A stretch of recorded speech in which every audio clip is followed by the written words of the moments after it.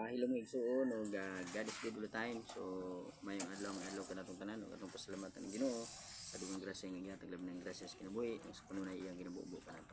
So mga igsuon ato kining pagasigutan kining mga igsuon nato karon nga ato makita sa social media diin na nagpakita sila nga kuno sila ang tinuod nga nakatuman sa adlaw papahulay. So kung atong pamalandungan na diha sa ilang mga live ilagi yung i-claim ng igsuon nga sila gyud kuno ang tinuod na nakatuman sa anlang ipapahulay. So kung gani, kung atong pamalandungan kung tinuod pa nga sila ang nakatuman sa anlang ipapahulay, ngano man diha sa ilang mga live nga sige man sila og pangatake ngadto sa ubang pagtuo. So kana hinuon mga igsuon.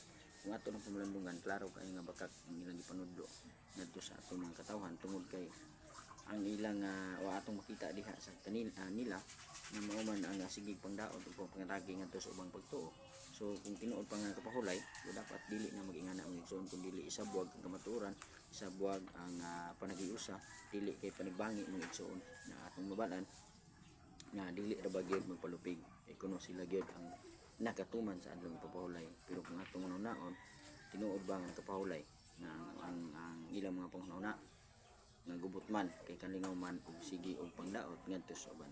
So kana lamang igsuon hinaot pa nga sabag may pagtuo ka sa pulo sa Dios ang mga pamalandungan kung kita tinuod nga nagtuman sa adlong papahulay dili na kinahanglan nga mangdaot pa ngadto sa uban.